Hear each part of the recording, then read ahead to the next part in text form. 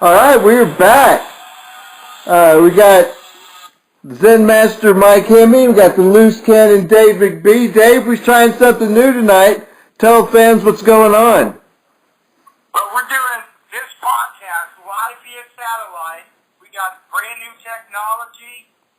So excited to try this out. This is the first time we've done something like this, but Sports Talk with McKinney just continuing to grow and being a trendsetter in the world of podcasts. Indeed. And we're going to look at our picks from last week as the NCAA tournament is down to its Sweet 16. And, you know, Dave, you had some really good upset picks. Some of mine fell on their faces. I think we both had UALR.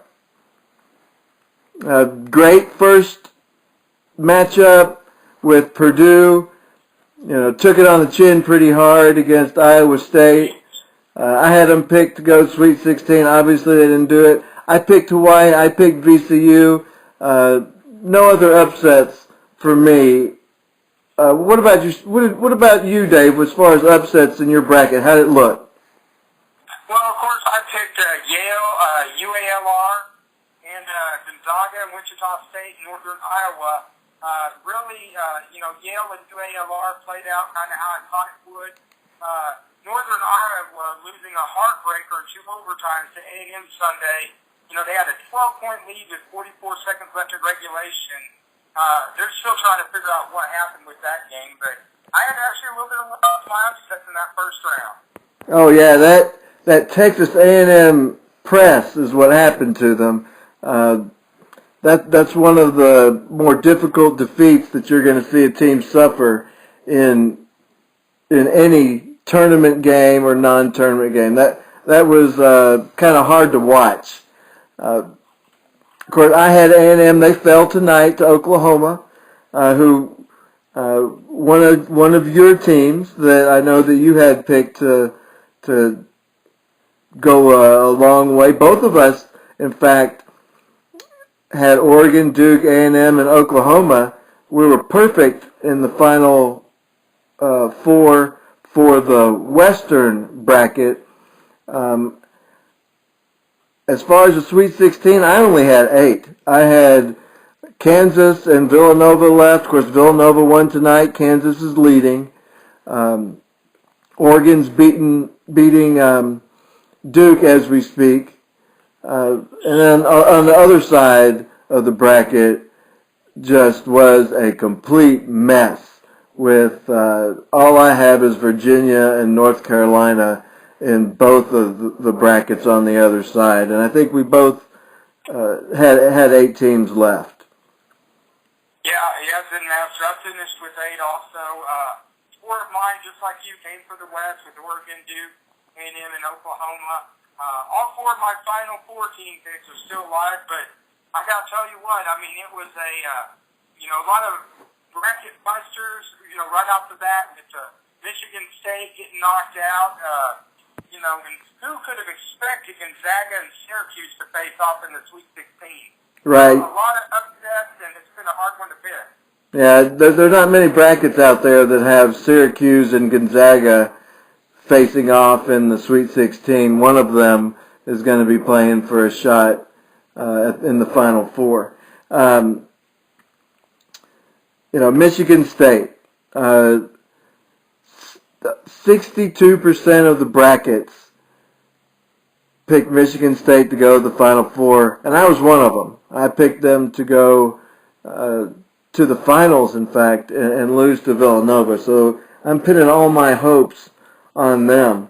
And if we look at the two of us, Dave, I believe you're ahead of me. I've only picked 30, and you have 32. My wife Emily, she's got us both with 35. So maybe we should bring her in next year to do this episode with us. Well, I'll tell you what, then after, Emily's made some great picks, and this year's just been, that's the great thing about the NCAA tournament is that it's wide open. It seems like every year there's surprises. That you got Cinderella teams like Yale and, UALR winning those 2 games. And, that's the exciting thing about the NCAA tournament. It's definitely the most exciting couple of weeks. And it's just a hard one to call. And it's been great to see some of the upsets that have happened, even though it has destroyed my bracket.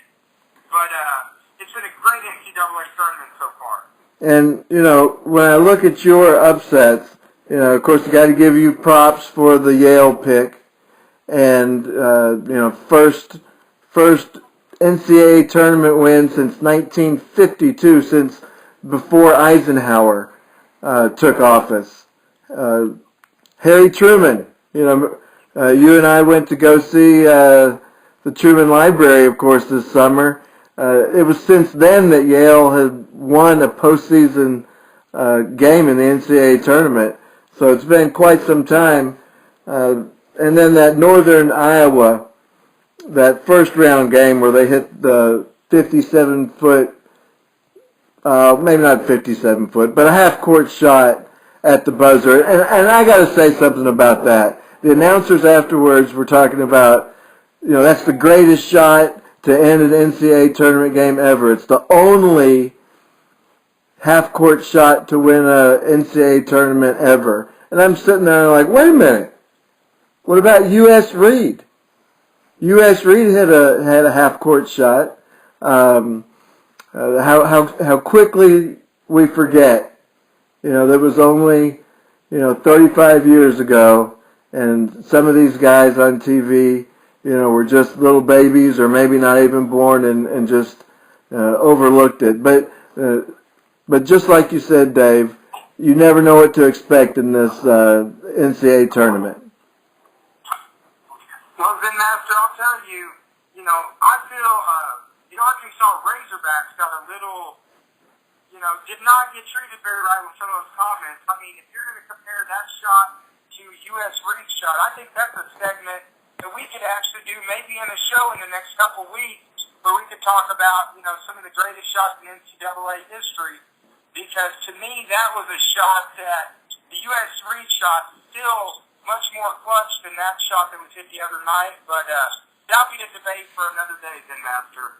Right, and speaking of shots and basketball, in a moment we're going to come back and we're going to have 3 very special guests that we've been looking forward to having for quite some time, and we'll be talking about a subject that is very dear to both of our hearts. Well, then, Master, of course, it's going to be the one and only Potter Cobras. We got 3 special guests, and I'm so excited to get the opportunity to talk to them. In fact, my other phone's going off right now. The FCC has heard that we got 3 guys coming on that's going to make our ratings go through the roof, so it's going to be a really exciting segment. All right, and so we'll leave it there, and we will be back after this.